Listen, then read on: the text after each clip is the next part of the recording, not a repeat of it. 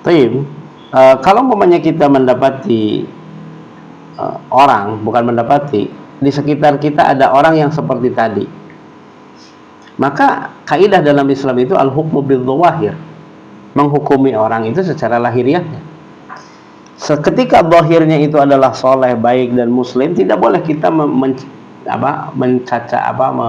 mencurigai dia. Oh, dia mau Islamnya pura-pura, nggak boleh, ya, nggak boleh. Kita hukum. Tapi ketika berada dalam sebuah penyimpangan yang kita tahu, disitulah yang disebut ingkarul munkar. Kemudian ketika mereka menggusur orang kepada pemahaman yang batil dan seterusnya, ada yang disebut dengan al-hajru, itu menghajar. Menghajar itu adalah membuat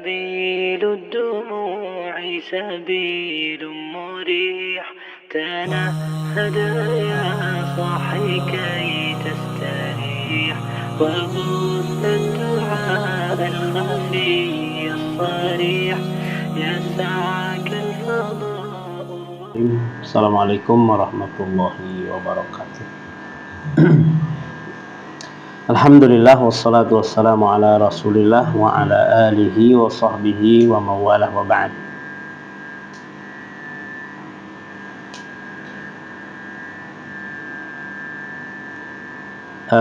Teman-teman semua yang dirahmati Allah Subhanahu wa taala, kita di kesempatan ini berkumpul kembali dalam membacakan salah satu hal yang sangat besar, yaitu kitab Masailul Jahiliyah, yaitu masalah orang jahiliyah, yaitu aktivitas yang pernah terjadi pada orang jahiliyah atau sikap orang jahiliyah terhadap Islam. Dan terakhir kita membahas tentang amalan jahiliyah itu membuat makar.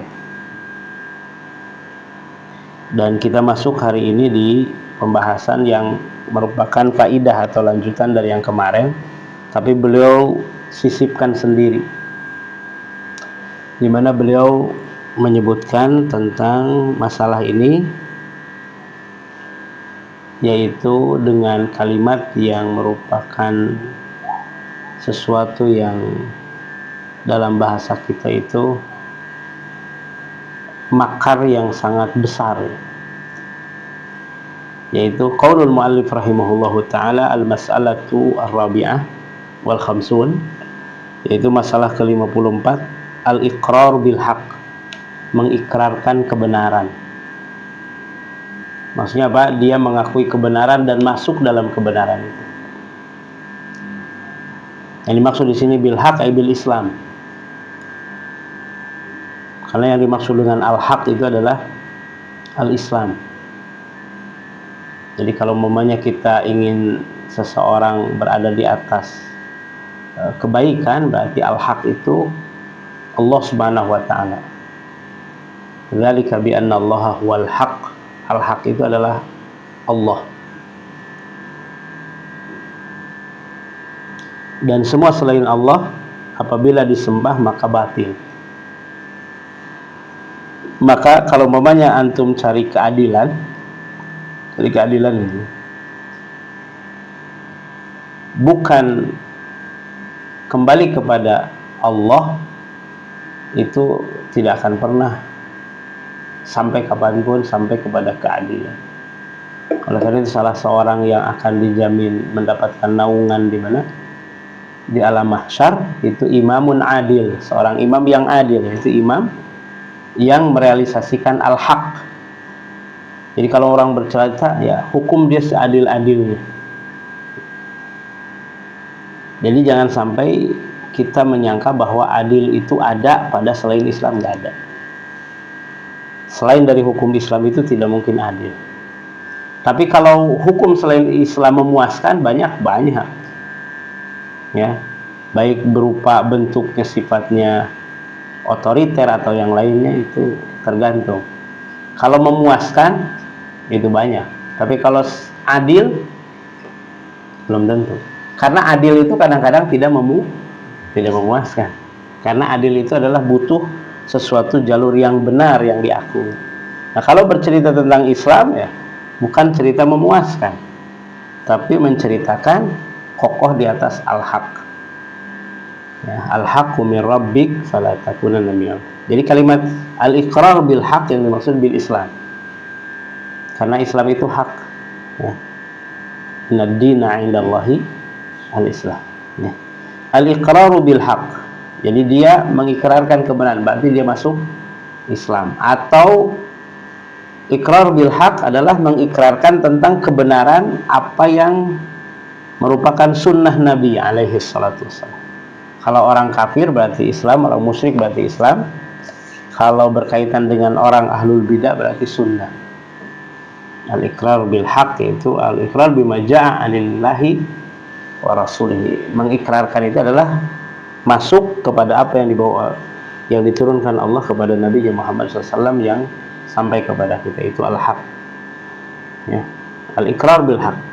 Nah, termasuk permasalahan jahiliyah ini adalah dia masuk ke dalam kebenaran ini. Tapi tujuannya apa? Liyatawassalu bihi ila daf'i.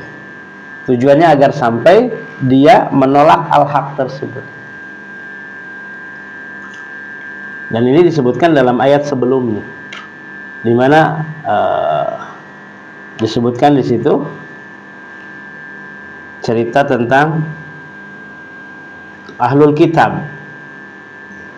Dan ini kita bacakan, kalau Imam Ibnu Katsir menukilkan dari ayat ke-69 sampai ke-74, beliau langsungkan tentang ciri ahlul kitab, dan kita butuh untuk dibacakan di situ ya. Allah Ta'ala berfirman, wadda ta'ifah min ahlil kitab. Jadi sekelompok ahlul kitab berkeinginan, yawaddu, berharap, lau yudillunakum, andai mereka bisa menjadikan kalian tersesat. Jadi harapan mereka adalah tersesat. Ya, disebutkan di dalam surat Al-Baqarah, walan tardha ankal yahud walan nasara hatta tattabi'a millatahum. Mereka tidak akan pernah senang sama kamu, Yahudi Nasrani itu, sampai mereka mengikuti ajaranmu. Jadi mereka tidak memaksa kamu jadi orang Yahudi, tidak memaksa kamu jadi orang Nasrani, tapi ajaran Yahudi Nasrani kamu amalkan. Itu. Wadda ta'ifah min ahli law yudillunakum, agar kalian tersesat. Tersesat kan gak mesti mengikuti mereka. Ya, mengaku berada dalam Islam tapi ajaran mereka diikuti. Makanya Nabi alaihi salatu wassalam menyebutkan la tattabi'unna sanana man kana qablakum. Kalian akan mengikuti ajaran umat sebelum kalian. Kemudian para sahabat mengatakan al-yahud wan nasara, kemudian Rasul mengatakan faman. Apakah mengikuti Yahudi Nasrani? Kemudian Rasul mengatakan siapa lagi kalau mereka. Sampai Rasulullah SAW mengatakan la hatta law annahum dakhalu juhral dobbi la dakhaltum. Sehingga andai kamu masuk ke dalam lubang dob, yaitu kadrun, kadal gurun, yang sulit gitu kan, sulit, mereka itu masuk ke situ, maka kamu pun memaksa agar seperti mereka masuk. Makanya ketika posisinya sudah jelas menentang Islam pun, karena sudah dijadikan sebagai idola, karena sudah dijadikan sebuah tren, karena dijadikan sebuah ini, maka mereka melakukannya. Kaum muslimin, orang-orang awam kaum muslimin tidak peduli apakah itu menyelisihi Islam ataupun tidak, yang penting itu dikatakan tren atau gaya atau apa namanya, viral begitu kan. Sudah viral begini sudah biasa ya. Seperti itu. Sehingga kadang-kadang ketika kebatilan itu menjadi sebuah kebiasaan dan biasa, maka pada saat itu ketika dinasehati justru kita dikatakan apa? Aneh. Karena kemaksiatan atau dosanya sudah biasa. Wa may yudilluna illa anfusahum wa may yash'urun. Sebenarnya tidaklah menyesatkan kecuali kepada diri mereka sendiri, tapi mereka tidak merasakannya. Ini kata Allah Ta'ala dalam Al-Quran. Jadi dengan ini kita tahu satu faidah besar, bahwa orang-orang ahlul kitab itu sampai hari kiamat nanti, mereka itu membuat makar itu tidak pernah berhenti. Makanya kalau momennya sekarang Palestina ya di situ. Mereka kalau secara teori dalam satu sisi ya, mereka mencaplok apa? Mencaplok Palestina itu kan sebenarnya tinggal ini. Tapi di situ dalam satu sisi yang lain bisa jadi mereka itu di situ ada proyek yang lain. Makar mereka lebih besar daripada hal tersebut. Karena kita tahu bahwa Palestina, Masjidil Aqsa itu dari dulu itu bukan berada dalam satu kekuasaan. Yaitu pernah orang Kristen dahulu menguasai sampai masa Umar bin Khattab radhiyallahu anhu, kemudian kaum muslimin menguasai sampai para khilafah ya. Kemudian setelah itu dikuasai oleh orang-orang Yahudi setelah pengusiran orang Yahudi dari Jerman ya, seperti itu. Kemudian terjadi apa yang terjadi kita hari ini. Nah, kemudian disudutkan di situ bukan hanya kita dijadikan umpan kaum muslimin yang di sana, yang teraniaya, yang terdolimi, yang tertindas, yang terjajah, bukan hanya dijadikan umpan, tapi mereka dibuat makar untuk menghancurkan kaum muslimin dari dalam. Dengan kejadian apa yang terjadi di Palestina kan sekarang kaum muslimin aja ada yang pro kontra, ada yang berdebat, ada dan seterusnya sampai tidak dalam. Kenapa? Karena mubham. Semuanya dibikin apa? Dibikin mubham dan seterusnya. Dan kita jujur ya, hatta umat Islam di negeri ini itu banyak yang tidak paham tentang kenegaraan jalur Gaza. Mereka menyangka bahwa Palestina itu cuma satu. Ya, Palestina itu cuma, tanya aja kaum muslimin Indonesia, banyak yang tidak peduli di situ. Ya. Dan itu makar orang-orang Yahudi, ahlul kita begitu. Kalau kita tahu Palestina yang tepi barat dengan Palestina yang Gaza itu ternyata beda negara. Gitu. Seperti itu. Ini yang harus kita ketahui juga. Jadi dua tempat itu. Ya, kalau yang Palestina yang ini dengan Palestina yang ini seperti itu. Tapi kita tidak tahu sejauh ini. Tapi kita berdoa kepada Allah Subhanahu wa taala agar seluruh kaum muslimin Allah berikan kemenangan, dan terlebih Masjidil Aqsa Allah berikan kebebasan dan dikembalikan kepada kaum muslimin. Tapi dari sisi lain mereka membuat makar dari dulu. Belum lagi makar dalam sisi politik, belum lagi makar dalam sisi ekonomi, itu dari dulu. Apalagi makar dalam urusan i'tiqadiyah, akidah dari dulu. Ya, mereka menjelma, membuat ajaran-ajaran yang dinisbahkan kepada Islam, padahal mereka dan dari zaman dahulu kita kenal bahwa Abdullah bin Sabah itu orang Yahudi. Ya, sampai dia punya sekelompok besar yang dikenal hari ini dengan Rafidhah. Seperti itu. Itu makar terbesar. Ya, sekalipun mungkin sebahagian orang ya masuk ke dalam firqah tersebut adalah kejujuran, keikhlasan mencari kebenaran, tapi diawali dari penyimpang. Dan kita lihat umpamanya yang terakhir kemarin kita kenal dengan ISIS ya, seperti itu ternyata kan orang-orang barat banyak yang mengakui bahwa itu mereka yang buat dan seterusnya. Walaupun kita tidak percaya. Tapi orang yang masuk ke dalam perjuangan ISIS, apakah yakin mereka semua buatan? Enggak. Tapi banyak kaum muslimin yang masuk terpengaruh karena menjadi syubhat. Kalau sudah menjadi syubhat itu nggak bisa diputuskan mana hak dan batil, kecuali orang itu adalah paham tentang ilmu. Ya, kalau segala sesuatu pemikiran sudah menjadi sebuah syubhat, itu orang tidak bisa memastikan mana benar mana salah, kecuali orang-orang yang diberi taufik untuk ilmu oleh Allah Subhanahu wa taala. Dan itu makar terbesar. Maka Rasulullah SAW mengatakan, "Sataftariqu ummati ila 73 firqah." Dalam sebuah hadis yang disahihkan oleh sebagian ulama disebutkan, bahkan sebagian menyebutkan mutawatir lafadznya, yaitu umat ini akan terpecah menjadi 73 golongan. Yang sebelumnya yang Nasrani pun 71, Yahudi 71, Nasrani 72, kaum muslimin 73 golongan. Seperti itu. Maksudnya keadaan kaum muslimin tidak jauh berbeda dengan orang ahlul kitab, akan terjadi perpecahan. Seperti itu. Dan itu adalah sudah sunnatullah. Qala ya ahlal kitab lima takfuruna bi ayatillahi wa antum tashhadun. Wahai ahlul kitab, kenapa kalian kufur terhadap ayat-ayat Allah padahal engkau menyaksikan?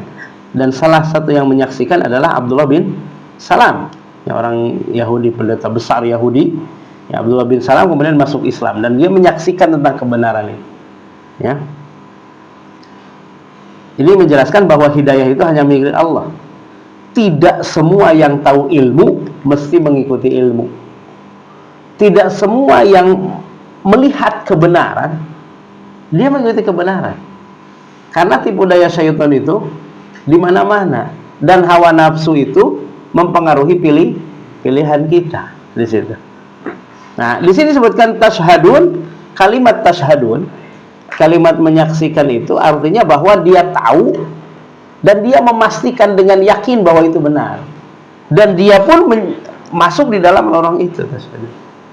Ya, yaitu apa? Kalian saksikan tentang kenabian Muhammad SAW yang disebutkan dalam Alkitab, dan mereka tahu ciri-ciri kenabian Nabi SAW, bahwa Nabi terakhir itu seperti itu ciri. Mereka tahu.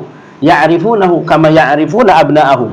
Mereka mengetahui keberadaan sosok seorang nabi itu sebagaimana mereka mengetahui anak mereka sendiri. Saking tidak ada penghalangnya. Nah, jangan kembar gak anak sorangan mah apal. Kembar batur makan rero itu nu mana bapak yang ilungna mah panteu. Nah, orang Yahudi mengenal tentang kenabian kerasulan Muhammad, tanda-tandanya itu adalah digambarkan sebagaimana orang tua tidak pernah lupa terhadap anaknya. Ya. Seperti itu. Kemudian ya ahlal kitab lima talbisunal haqqa bil batil wa taktumunal haqqa wa antum ta'lamun. Kemudian ciri yang berikutnya, Allah mengkhitab, wahai ahlul kitab, kenapa kamu mencampurkan al-haq dan batil? Bayangkan, ahlul kitab itu mencampurkan antara al-haq dengan yang batil. Bagaimana mencampurkan al-haq dengan yang batil?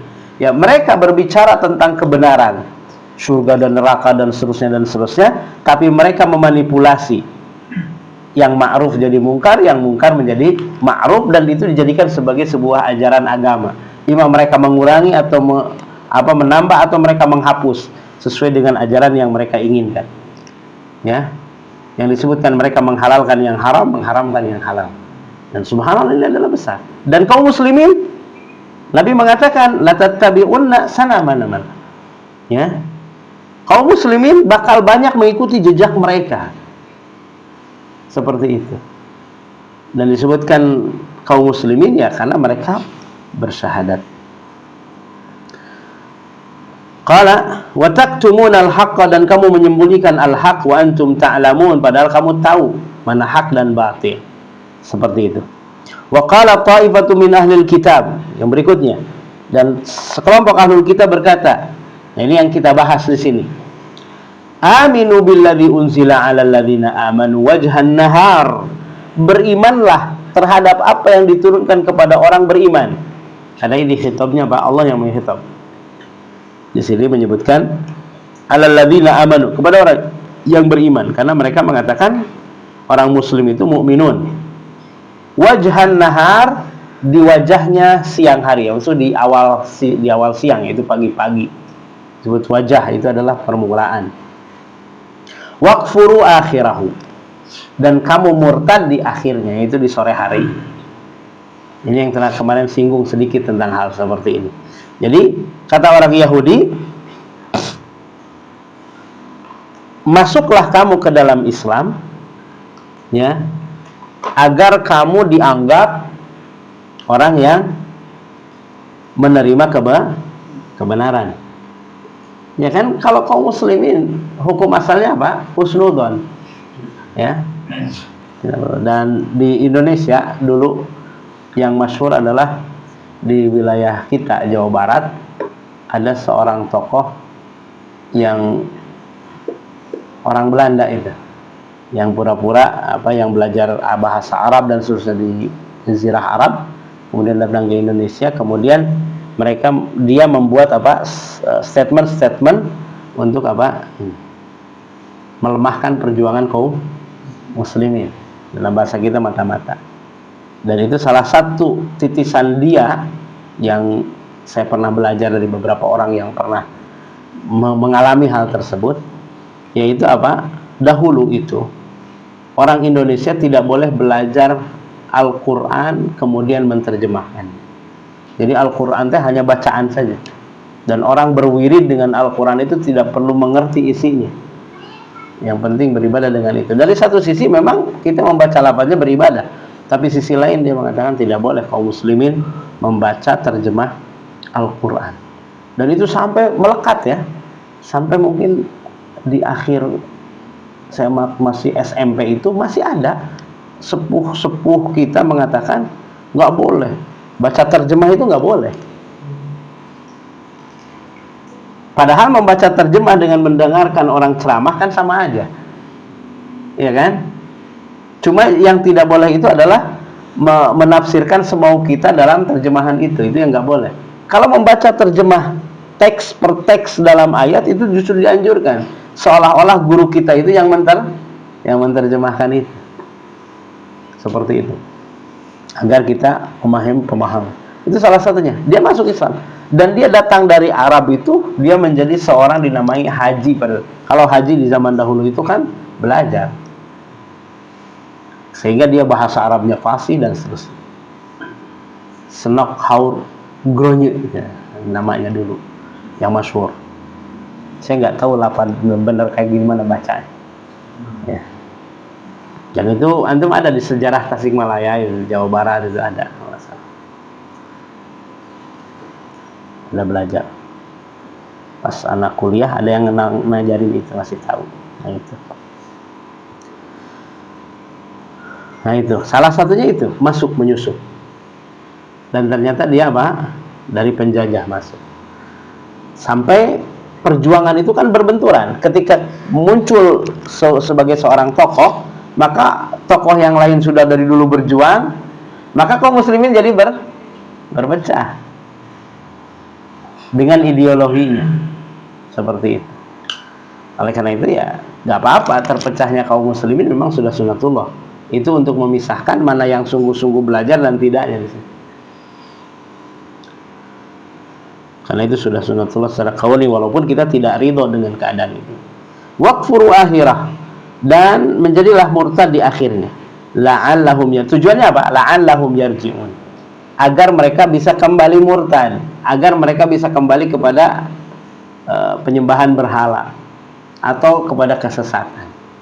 Itu disebutkan. Jadi yang dimaksud adalah agar orang-orang yang lemah imannya atau orang-orang awamnya ketika melihat mereka murtad, mereka beranggapan berarti dalam Islam itu ada kekurangannya, berarti ngapain kita belajar lagi, sudah ikuti mereka.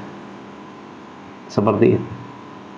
Dan andai mereka tidak murtad juga, maka mereka melakukan amalan kemurtadan yang memungkinkan diikuti oleh orang-orang awam. Paham nggak? Dia mungkin tidak mengatakan saya keluar lagi dari Islam, saya enggak. Tapi dia mengamalkan, membuat syariat yang memang meyakini sebuah keyakinan yang memang justru Islam itu berlepas diri dari syariat dan keyakinan itu. Sehingga orang-orang yang melihat ketika dia masuk Islam kemudian menelaah, akhirnya dia menganggap bahwa apa yang dia perbuat, yang diyakini semuanya oleh orang awam ya. Karena mereka masuk bukan jadi orang awam, tapi mereka masuk menjadi seorang tokoh. Akhirnya ketika orang memiliki kepercayaan dengan itu, yang dimaksud wajahan hari ini bisa kinayah, bisa hakiki. Yaitu di awal-awal kita masuk untuk mengkaji isinya, begitu mendatangi akhir umpamanya masa usianya dia meyakini, mengamalkan sesuatu karena sudah mendapatkan ketokohan, melewati puncaknya, menurun di situ tinggal dia ini, maka penyimpangan yang dia lakukan itu menjadi santapan bagi orang awam. Dia mengatakan, oh masa sih orang yang pintar sudah meneliti saja dikatakan salah dalam Islam, dan dulu dia merelakan keluar dari lihat di sini. Dulu mereka merelakan keluar dari agamanya untuk masuk Islam dan meneliti. Ketika sudah didapatkan penelitian, kita ingkari. Berat ya. Maka kata Nabi SAW, di akhir zaman kebenaran itu akan diselimuti oleh kesamaran. Wa fihi dakhan. Ketika siapa sahabat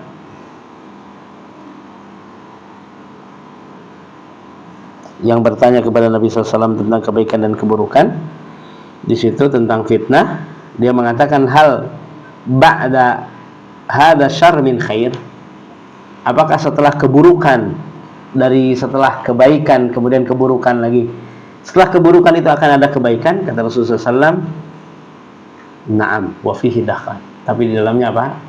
Kesamaran. Karena kesamaran itu akan terbungkus, ya, kesamaran dalam akan terbungkus dengan apa? Dengan pola pemikiran manusia terhadap agama ini, ya, seperti itu, ya. Ini diantaranya. Hati-hati tentang hal tersebut. Ya, tujuannya apa? La'allahum yarji'un. Qala, Allah Ta'ala berfirman, wala tu'minu illa liman tabi'a dinakum qul innal huda hudallah ayyu'ta ahadum mithla ma utitum aw yuhajukum inda rabbikum qul innal fadla biyadillah yu'tihi man yasha wallahu wasi'un alim yakhtassu bi rahmatihi man yasha wallahu dzul fadlil azim. Kemudian disebutkan di sini tentang bahwa hidayah itu hanya milik Allah Subhanahu wa taala. Tapi kita lihat bagaimana perilaku ahlul kitab dalam masalah tadi, ya. Maka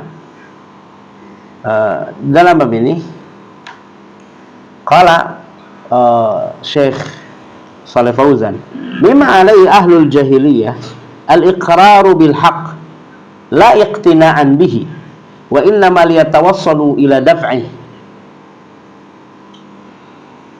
Termasuk apa yang menjadi amalan jahiliyah, dia mengikrarkan tentang kebenaran, berikrar dengan kebenaran.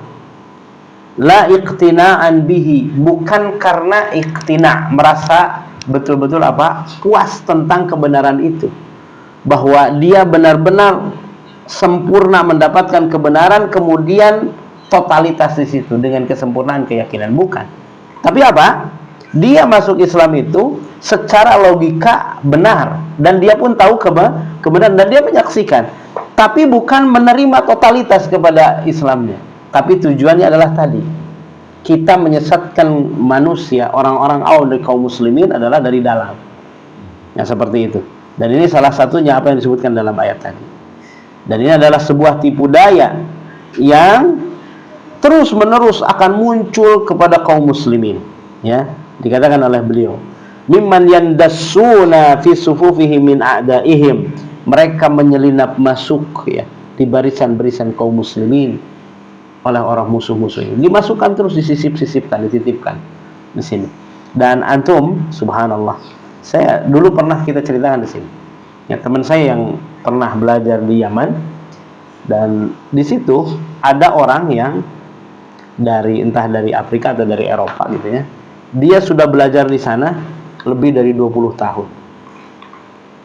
Dan dia di sana sudah dipanggil syekh karena mengajar bahasa Arab, mengajar usul fikih, mengajar pelajaran semuanya dia. Karena ilmu dasar sudah dikuasai, ilmu syariat sudah dikuasai semua. Selama berapa? Lebih dari 20 tahun. Berarti belajar dengan mengajarnya 20 tahun lebih. Tidak ada yang tahu, dan sesuatu yang sangat menakjubkan. Ya, pas ramai-ramai dulu teroris itu,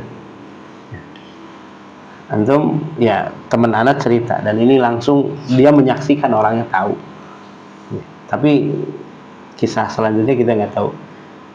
Yang dicurigai oleh teman-teman di sana dan seluruh jamaah, termasuk para masyayikh juga di sana, itu adalah saat Jumat.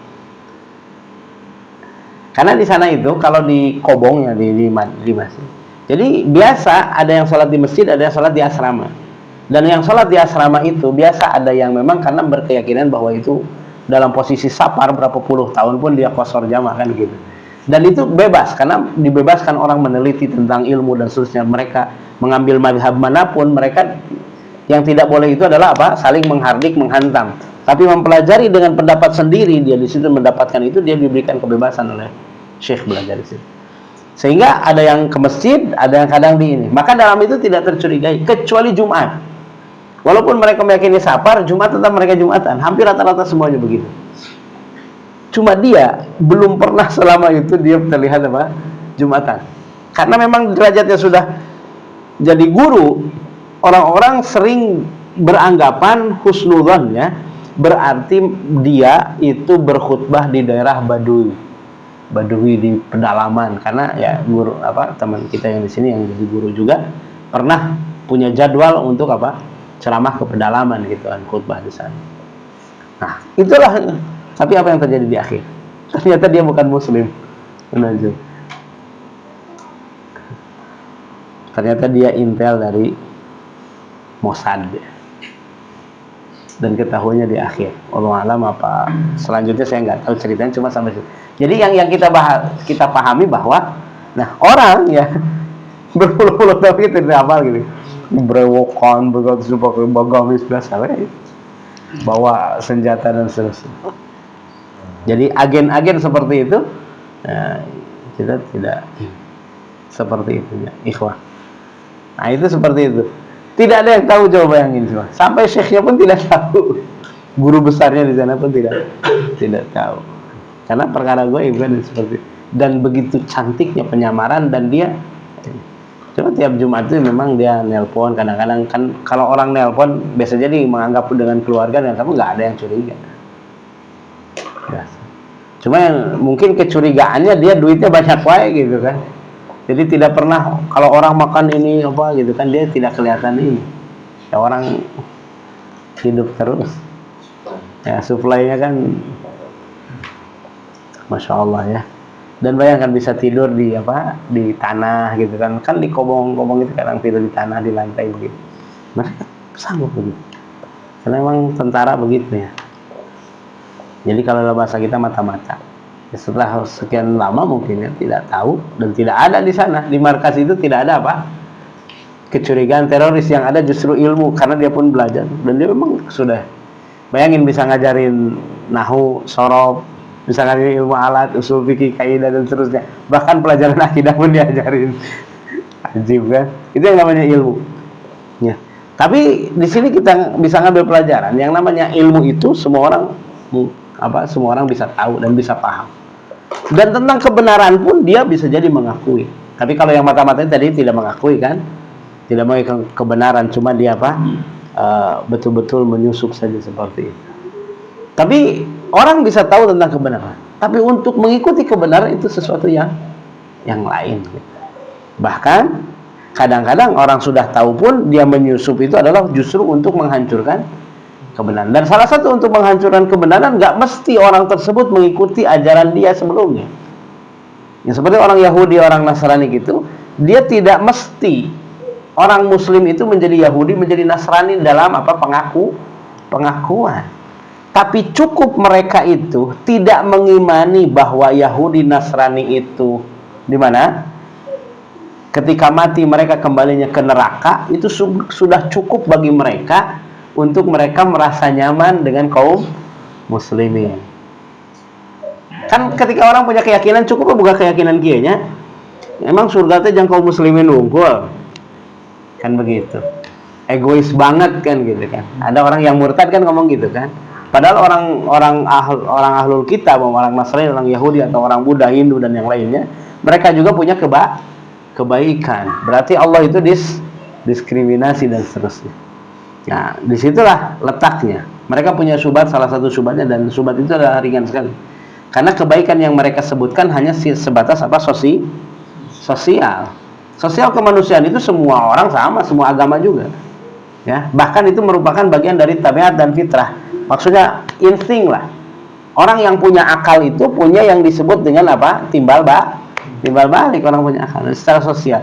Tapi ketika bercerita tentang ketuhanan, bercerita tentang ibadah, bercerita tentang apa diakui dan tidaknya, itu sesuatu yang lain dalam agama itu. Adapun berkaitan dengan perilaku bersama orang dan yang lainnya, dalam ibadah, dalam keyakinan, itu disitulah perbedaan.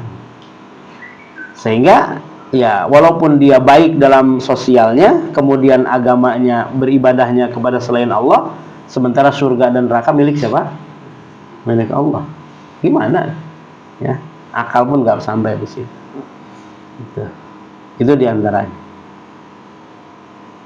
Jadi cukup dengan satu tipu daya saja, mereka adalah saudara kita, mereka ini dan seterusnya dan seterusnya. Ya, saudara senabi Adam. Tapi keyakinan kita bahwa orang yang memusuhi Allah, orang kafir, Al-Quran menyebutkan, innal ladzina kafaru min ahlil kitab wal musyrikin fi nari jahannam khalidina fiha. Ulaika hum syarrul bariyah. Itu keimanan kita. Tapi bukan berarti kita mencemooh tiap orang itu, dasar pinaraka. Enggak begitu. Kita meyakini bahwa orang yang mati dalam keadaan kafir, itulah Allah sebutkan. Dua hal yang berbeda. Wah, ini radikal, ini menyatakan bahwa selain Islam. Dari dulu, orang Buddha, orang Hindu, orang Kristen di Indonesia, dari dulu, mereka sendiri, gitu ya, mereka sendiri, meyakini bahwa Muslim itu menyebutkan mereka itu orang kafir. Sementara orang yang mengaku Islam hari ini tidak boleh mengatakan kafir kepada mereka yang sudah mengakui bahwa mereka adalah orang kafir kalau didalilkan orang Muslim. Sebagaimana mereka pun mengatakan kepada kita orang tersesat, kan? Ya, domba-domba. Bahkan mereka bukan menyebut orang tersesat, tapi domba yang tersesat. Gitu. Lebih parah mereka padahal. Tapi muncul orang yang mengaku Islam seperti itu, masuk di ormas Islam, masuk di ini dan seterusnya, dengan mengatakan bahwa ini adalah liberalisasi Islam dan yang lain. Itu menyusup di situ.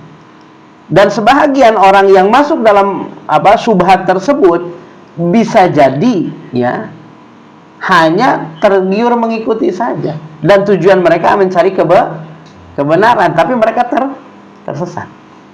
Begitu. Ya. Itu diantaranya. Maka itu adalah makar. Nah, maka di sini kita tutup di kalimat ini. Qala Syekh, fayajibu 'alal muslimina an yantabihu li hadzal makril khabith wa la yamnahu athiqah li kulli ma haba wa dabba, bal 'alaihim ay yujarribun nas tajribatan sadiqah wa yakhtabiruhum ikhtibaran daqiqa fa idza thabata sidquhum manahuhum thiqah. Ya. Maka wajib bagi semua kaum muslimin untuk memperhatikan hal ini, karena makar yang ini akan menyebabkan apa? Di tengah-tengah kaum muslimin itu akan menjadikan adanya permusuhan, perpecahan, ada lakob-lakob tertentu. Antum bisa lihat sekarang apa? Ada yang disebut dengan lakob apa? Lakob-lakob tertentu. Ima dikatakan ini kelompok sesat, kelompok menyimpang, atau umpamanya yang lain disebutkan. Bahkan dengan kelompok apa yang disebut dengan Wahabi dan seterusnya itu. Muncul lakob-lakob seperti itu. Atau disebutkan sekarang yang yang dari dulu masuk disebut ada Mujassimah, kemudian dan seterusnya. Seperti itu. Ketika bercerita tentang agama ini, muncul lakob-lakob, atau umpamanya sekarang yang bahasa kita ada radikal, terus lagi fundamental, kemudian Islam gitu kan disebutkan. Itu muncul, dibentur-benturkan antara kaum muslimin dengan orang awam satu dengan yang lainnya. Bahkan menjadi top news ya di depan. Tujuannya apa? Untuk mengkotak-kotakan kaum muslimin. Terjadi pertikaian, perseteruan ya. Sampai kaum muslimin menjadi firqah-firqah dan jamaah-jamaah yang berbeda-beda seperti itu. Ini adalah merupakan tipu daya orang-orang kafir. Masuk di situ, susupin ya. Maka wajib bagi kita untuk tanabuh, yaitu kita harus terus menerus untuk tadabbur kepada Al-Quran, membaca hadis-hadis Nabi, kemudian memahami hadis dan Al-Quran itu bagaimana ulama dulu memahaminya, begitu. Tatabul aqwal dan seterusnya.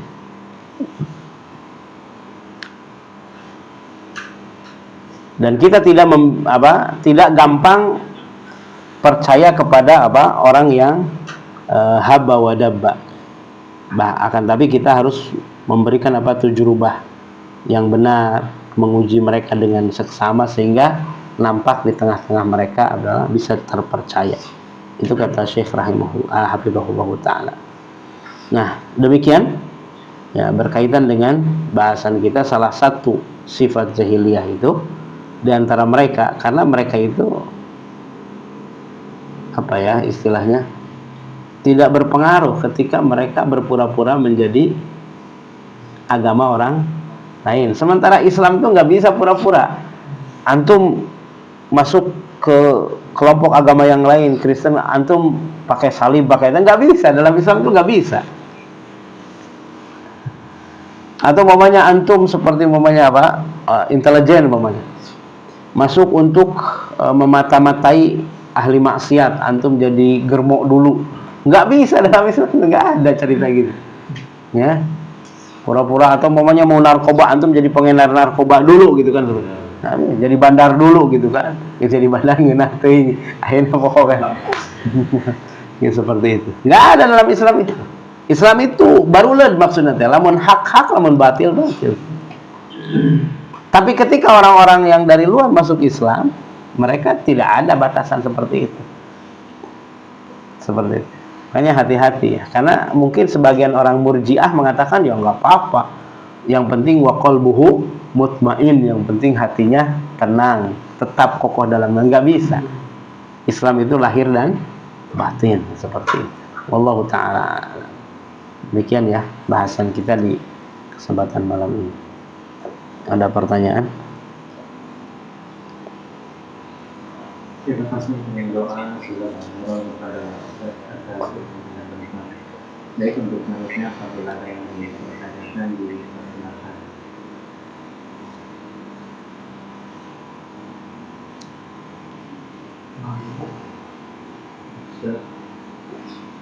Terkait sampai dijelaskan bahwa kadang kita dari kan bahwa ada penyusup di suatu majelis misalkan. Nah, kita sebagai umat muslim kalau misalkan ada kecurigaan tuh harusnya gimana kan? Apa bagaimana ya muslim ya udah kita nggak usah mungkin kita satu sisi tak khawatir nanti malah jadi mudarat buat orang-orang di sekitar. Nah, itu gimana sikapnya sebenarnya? Gimana orang ini biar ini masuk. Kalau misalkan kita mencurigai contoh dengan kasus yang tadi itu, sebenarnya sikap kaum muslimin di tempat itu harusnya kayak gimana? Misalkan kalau secara dohir kan muslim tuh, ya. Misalkan apakah kita mencari seluk-beluknya kayak gimana atau udah berjalannya biasa? Tapi khawatir nanti akan berdampak mudarat besar untuk orang-orang di sekitarnya. Harusnya gimana? Sikap. Baik. Kalau umpamanya kita mendapati orang, bukan mendapati, di sekitar kita ada orang yang seperti tadi, maka kaidah dalam Islam itu al-hukmu bil-dhawahir, menghukumi orang itu secara lahiriahnya. Ketika zahirnya itu adalah soleh, baik dan muslim, tidak boleh kita mencurigai dia. Oh, dia mau Islamnya pura-pura, nggak boleh, ya, nggak boleh. Kita hukum. Tapi ketika berada dalam sebuah penyimpangan yang kita tahu, disitulah yang disebut ingkarul munkar.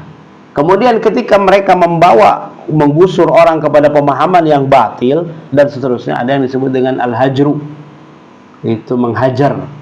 Menghajar itu adalah memboikot mereka yang berperilaku kalau di situ adalah muncul kemudaratan untuk masyarakat.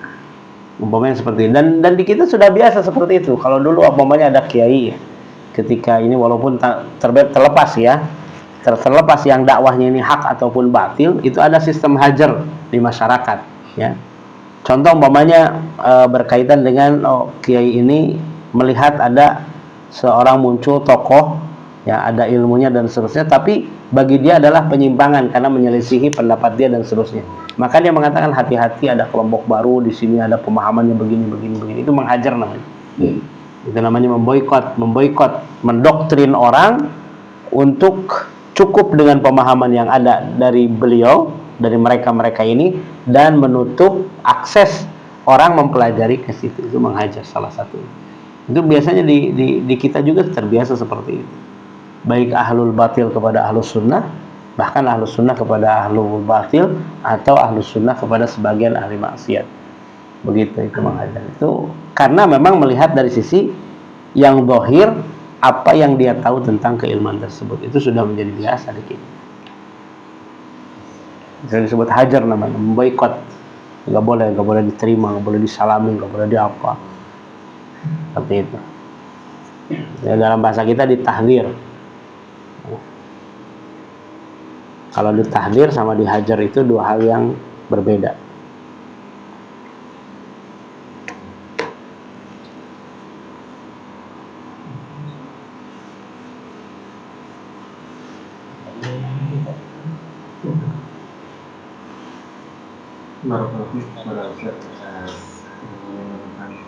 Baik, jika tidak ada yang dipertanyakan lagi, dicukupkan pertemuan saya dengan doa satu hadis.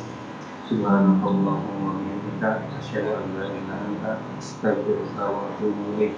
Assalamualaikum warahmatullahi wabarakatuh.